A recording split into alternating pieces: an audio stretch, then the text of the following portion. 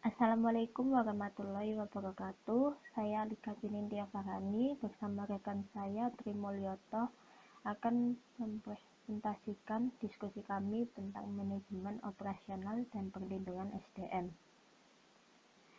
Yang kami bahas di sini diantaranya pengertian manajemen operasional, tujuan manajemen operasional, pengertian dan fungsi manajemen sumber daya manusia, serta perlindungan sumber daya manusia. Pengertian manajemen operasional menurut Franklin dan Thomas dalam Handoko, manajemen produksi dan operasi merupakan usaha-usaha pengelolaan sumber daya, faktor-faktor produksi dalam proses transformasi menjadi berbagai produk atau jasa. Menurut Pontos Pardede, manajemen produksi dan operasi sebagai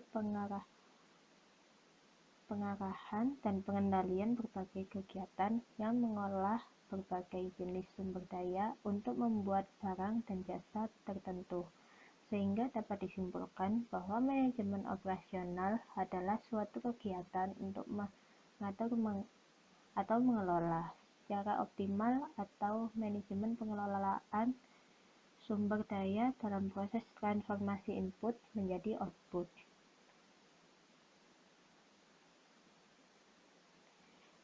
Tujuan dari manajemen operasional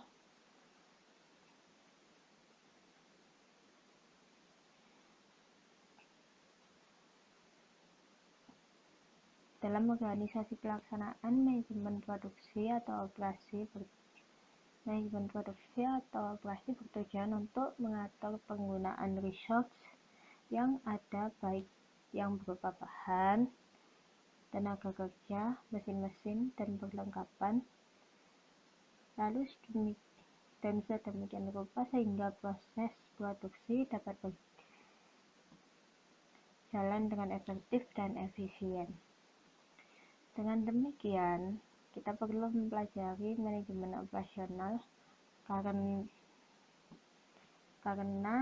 yang pertama, manajemen operasional merupakan salah satu dari 3 fungsi utama untuk membuat barang dan jasa dari seluruh organisasi perusahaan, yaitu pemasaran yang membuat adanya permintaan atau mendapat pesanan untuk pembuatan suatu barang, yang kemudian hasilnya adalah sebuah produk.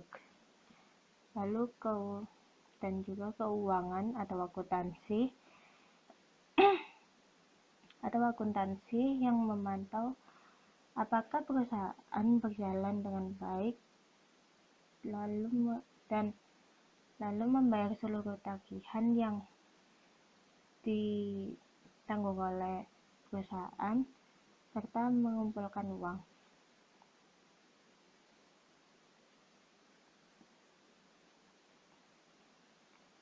Tujuan yang kedua yaitu untuk mengetahui bagaimana cara memproduksi suatu barang dan jasa.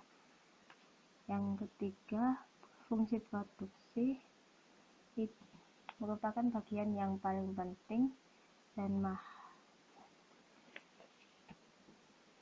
mahal, misalkan untuk perbaikan pelayanan pada konsumen. Lalu tujuan yang terakhir yaitu untuk mengetahui tugas-tugas penting dari seorang manajer operasional.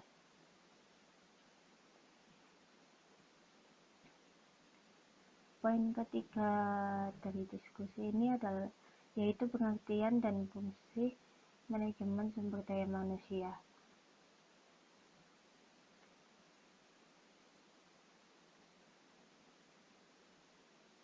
Hampir sama seperti manajemen operasional tadi, manajemen sumber daya manusia atau SDM adalah salah satu fungsi dalam perusahaan yang fokus pada kegiatan rekrutmen, pengelolaan, serta pengarahan SDM yang bekerja. Tak hanya itu, manajemen SDM juga bertanggung jawab untuk memastikan karyawan bekerja dengan maksimal dan dengan memberikan pemberdayaan karyawan. Manajemen SDM memiliki kontribusi yang sangat besar terhadap perusahaan dalam mencapai tujuan.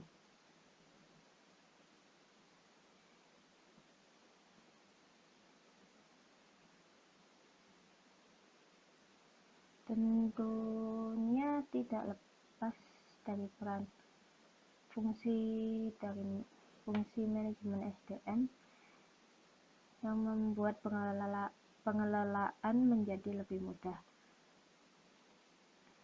Manajemen SDM sendiri memiliki beberapa fungsi, yaitu perencanaan atau planning,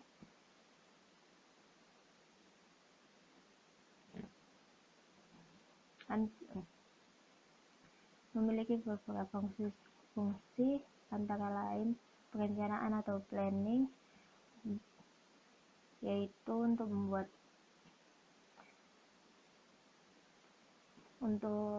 mengambil keputusan, membuat perencanaan secara sadar dalam pengambilan keputusan yang dibuat secara matang. Lalu perekrutan,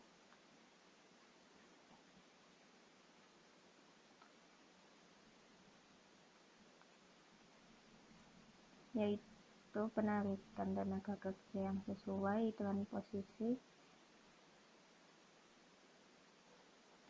Nah, kemudian seleksi, yaitu menemukan karyawan yang sesuai. Lalu orientasi pelatihan dan pengembangan, evaluasi kinerja, kompensasi dan pengajuan, pengintegrasian, pemeliharaan SDM, dan pemberhentian.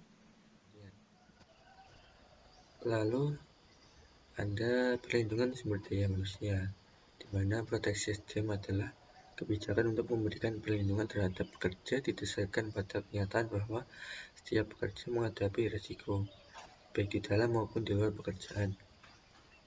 Tujuan dari kebijakan perlindungan pekerja adalah untuk meminimalkan dampak negatif dari berbagai risiko pasar kerja terhadap kesejahteraan pekerja dan keluarganya.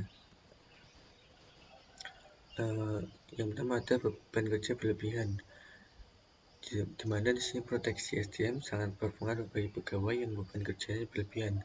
Sedikitnya waktu yang tersedia dan tidak adanya dukungan sistem menghabiskan cadangan sumber daya dan berdampak pada menurunnya kualitas kerja.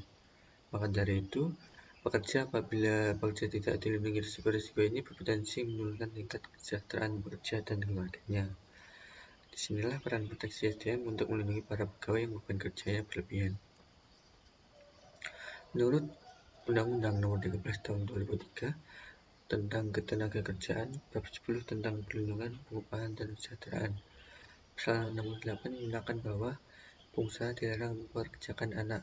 Pasal 76 mengatur bahwa 1. Pekerja atau buruh perempuan yang berumur kurang dari 18 tahun dilarang dipekerjakan antara pukul 23 sampai dengan pukul 7.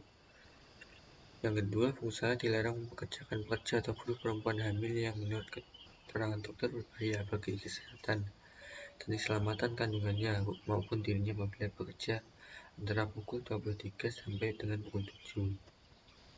Yang ketiga, pengusaha yang mempekerjakan pekerja atau buruh perempuan antara pukul 23 sampai dengan pukul 7 wajib memberikan makanan dan minuman bergizi, lalu menjaga kesusilaan dan keamanan selama di tempat kerja. Yang keempat ada pengusaha wajib menyediakan angkutan antar jemput bagi pekerja atau buruh perempuan yang berangkat dan pulang bekerja antara pukul 23 sampai dengan pukul 5. Lalu ketentuan sebagaimana dimaksud dalam ayat 3 dan ayat 4 diatur dengan keputusan Menteri. Solusi agar mengatasi masalah yang jadi adalah melindungi para pegawai yang beban kerjanya berlebihan dengan cara mencari pegawai tambahan, memberi upah yang sesuai dengan pekerjaan mereka, memberikan jaminan kesehatan, dan sebagainya. Lalu, kurangnya wewenang. Proteksi SDM sangat membantu kepada para pegawai seperti memberikan rasa aman, kesehatan, dan keselamatan kerja.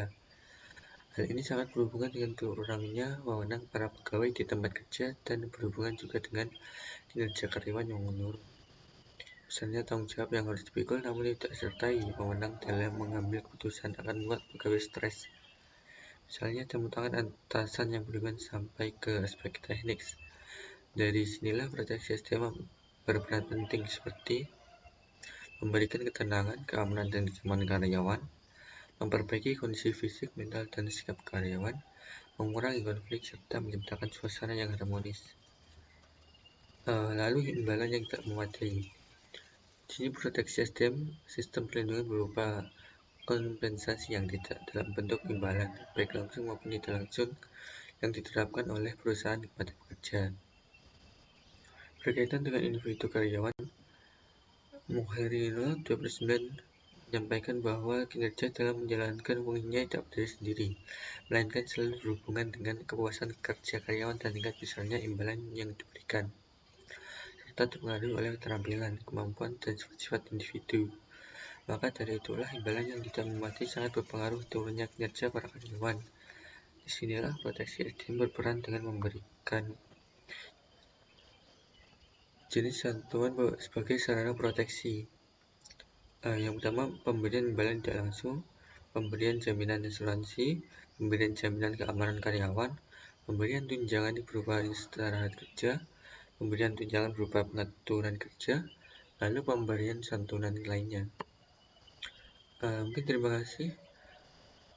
Cukup sekian untuk kelompok kami. Apabila ada kurang lebihnya mohon dimaafkan. Wassalamualaikum warahmatullahi wabarakatuh.